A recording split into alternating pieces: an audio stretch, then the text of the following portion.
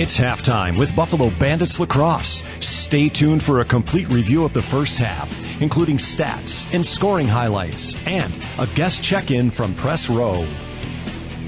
Well, we got the guest check-in for sure, and we do have scoring highlights, but only 3 goals to talk about for the Buffalo Bandits. The Saskatchewan Rush have come out strong, and they have a 9-3 lead over the Bandits here at halftime. Hi, everybody, and thanks for hanging in there with us. There's a second half to be played. Stranger things have happened.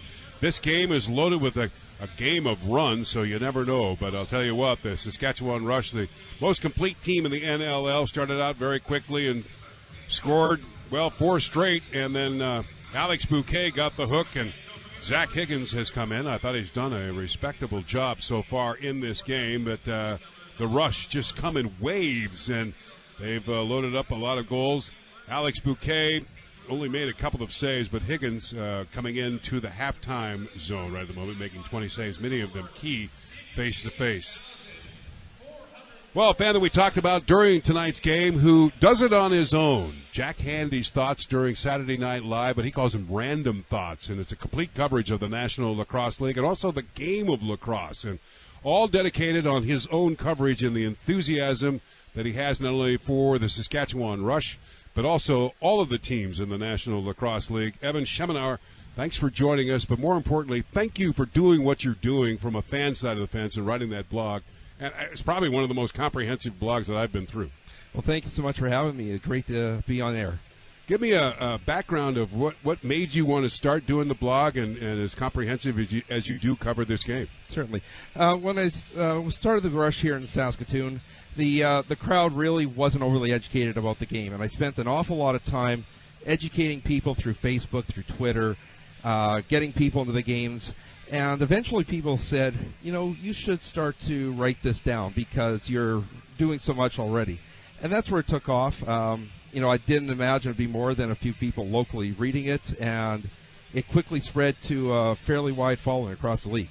Now, you have mentioned on the front of your Twitter page, but also on the website, saying you're the world's worst athlete that have won 2 world championships. Explain more. Well, I haven't won 2 world championships, but I have played in 2 of them. Played in 2 world championships, right. I was lucky enough early in my life to have moved to Bermuda, and I actually played in the World Ball Hockey Championships for them, and then we started the lacrosse program back in 2002, and in 2006 I got to play for Bermuda at the Worlds in field lacrosse, and I've also been the assistant coach for their junior program at one point. We're at halftime here at the Saskatoon Center, where the Rush lead the Bandits 9-3. Evan Schemenauer, our guest, and a gentleman who writes a blog called Random Thoughts, but also covers the game extensively, as he just mentioned about amateur lacrosse as well.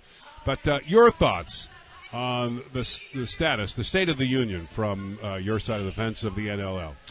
It's a game that's growing. It's going to take some time. And, I'm quite thankful to the commissioner that he's taking his time the way he is.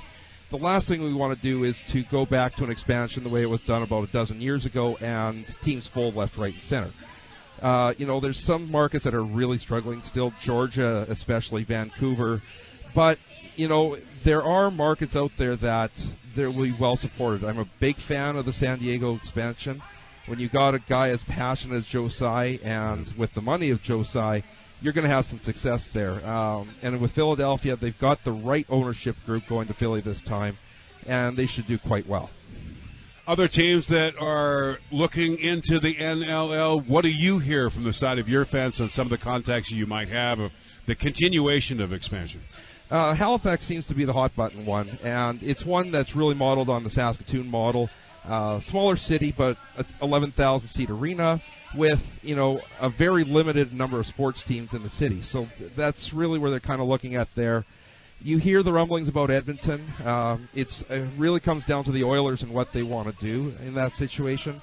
And you hear a number of rumblings, Dallas being a big one. And, if that's owned by a guy, say, like Mark Cuban, you got a rock star team in there. And more teams will come and go. It all really depends on who finally signs the bottom line. And until somebody does, you don't know where it's going. What do you think of the style of play that's being employed now in the NLL?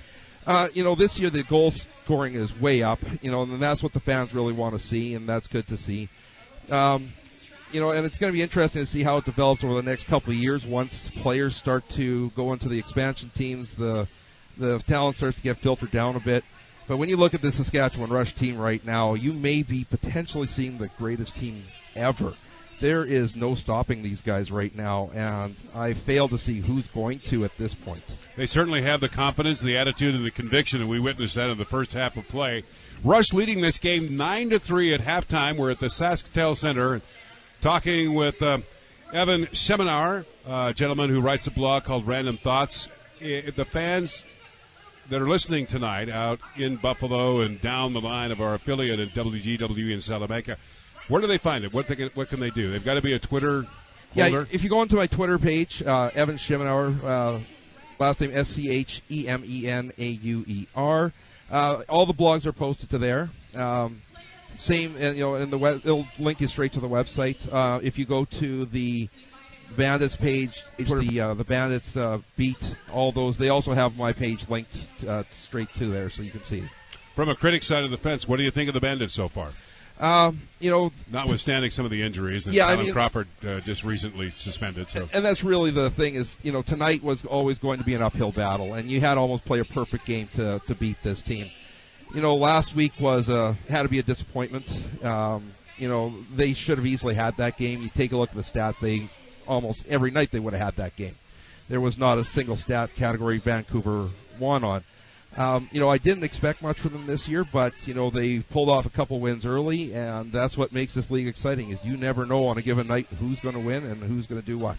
We're at halftime here at the Sasktel Center, where the Rush have a 9-3 lead. Evan Schemenauer, our guest.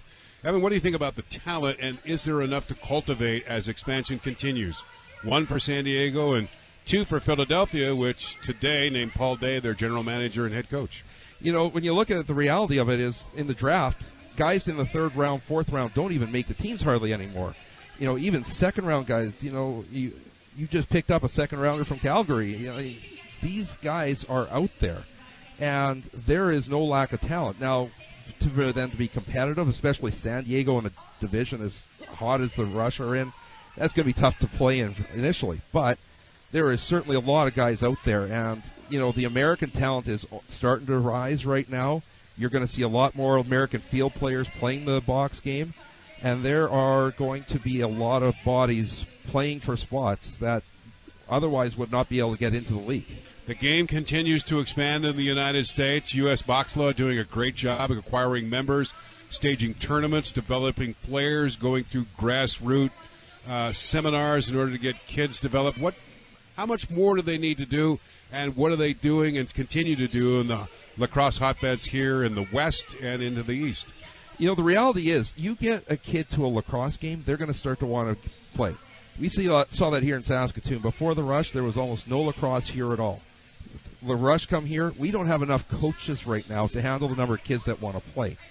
If we can get this game exposed on television, in the arenas, get people there, people are going to start to play. The number of college players is going up every year, and the number of international players, that's the next place that people are going to start to look. Yes, the U.S. is far behind the Canadians right now when it comes to the box game, but that won't last more than about 20 years. Challenge continues for the U.S. players, but learning this box game and the development of the league as it continues on. Evan, stay right there with us as we're going to take a little bit of a side turn here and give a chance for the listeners to go through the highlights of tonight's game, of which there's not too many of them, but we'll brief the fans of what happened in the first quarter of play with Robert Church finding that at 103. Ben McIntosh follows up at 127. Of course, Mark Matthews involved in many of these goals being scored. Saskatchewan taking a 3-0 lead at 3:13. Ryan Keenan following up at 3:47. Ben McIntosh on the power play and Chris Corbeil on the power play. Boom, 6-0. Saskatchewan at the end of 1. Buffalo finally gets on the scoreboard and gets things going. The goose egg comes off here at the Sasktel Center at 3:56. It's Dane Smith. In over the line, Dane Smith. Smith taking a shot. He scores! Went right to the 5-hole of Evan Kirk, and the goose egg comes off the scoreboard for the Bandits, and it's Dane Smith. And for Dane, his 9th goal of the season. Josh Byrne and Mitch Jones getting the assist. Hey, Bandits right back at it at 4:23. Guess who? Mitch Jones. Looking, shooting high, in over the line. A diving shot, score by Mitch Jones, who was behind the net and got a beautiful feed from Dane Smith, and the second Bandit goal. That at 4:23, Craig England getting the assist, and yes, Dane Smith, a beautiful feed from the top of the slot right behind the net to a waiting Mitch Jones, who planted his tiptoes on that white line and made it across and beat goaltender Evan Kirk from behind, because I guess that's the only way you can beat this guy tonight, that's for sure. Saskatchewan back on the scoreboard at 8:08, and then Buffalo comes right back. Nice, nifty play by Ethan Schott, the rookie defender, and Nick Weiss follows up to clean it up. Taking a shot, rebound, Buffalo score! It's Nick Weiss who followed up on Ethan Schott's play in front of Evan Kirk, and the Bandits score their third goal of the night. And that's going to do it for the offense for the Bandits so far. The Saskatchewan follows up at 14:20. Finally, Jeremy Thompson awarded the goal. The first one was nullified because he was in the crease. And then Ben McIntosh, who I think is one of the best players next to Mark Matthews. Correct me if I'm wrong, however. Evan McIntosh, fine player. 14:45, his second goal of the game. 9-3, we stand here at halftime. Rush. Evan, what do you think? Am I straight on about Ben McIntosh? Good player. He is an amazing player. He's got probably the best quick stick in the game. You know, you leave him alone on that wing, and he is money at that point. And the thing about it is, when you're on a team this good with this many weapons, everybody's going to be that much more open and that much more deadly. And you're absolutely right. If, you know, Matthews is the one that gets the accolades, McIntosh is the one putting the ball in the net at the moment. Evan Seminar, our guest here at halftime at the Sasktel Center, where the Rush have a 9-3 lead. Break up the divisions for us. What are your thoughts about the West Division and the East Division? West Division, you've got a couple of teams on the top that, you know, unfortunately, you know, if they were in separate divisions, they could be the 1-2. You know, and you've got two teams that are fairly widespread here. At this point, you know, Saskatchewan and Colorado are probably going to play out most of the rest of the year looking to see who's first. And Calgary and Vancouver are fighting for survival. In the East, you know, every team's within one game of one another at this point. I'm a huge fan of what's going on in Toronto. I think, you know, I had picked them in this preseason to win the East, and the team that I expected them to be are the team they've been the last three games. So I think the East belongs to Toronto at this point, but anything can happen. What do you think of their style of play that they have for this year coming in? And making the quick turnaround they've done in talent, and obviously Schreiber leading the way, but it's good to have Hellier back for Toronto as well. Well, I mean, Tom Schreiber's been the turnaround player. You know, he's never picked up a stick in the box game prior to last season, and all of a sudden he's like he's playing the league for 10 years. Adam Jones has shifted around a few teams, but he's always deadly, and he really now seems to have found his perfect fit in Toronto. And yeah, when you get a guy like Rob Hellier back, you can't put a price on that. You know, Toronto struggled massively last year without him. And, you know, now they've got him, and, you know, everything's clicking. It took a couple games. First couple games, they were under 10 goals a game, but now they're over 20 the last three, you know. I wouldn't want to be playing them right now. Evan, what is your crystal ball of this second half, which is just about ready to begin? What's your thought? You know, at this point, the Bandits got to get a couple goals quick. If they don't, this could be over with fast. The Rush, you know, they put 24 up against New England here about 3 weeks ago. They've been putting up 18, 19 most games. The Bandits got to show some life in the first 5 minutes, and if they don't, this will be over fast. Evan Seminar, great thanks for joining us. Thank you so much. We'll be back with the third quarter right after this is Bandits Lacrosse.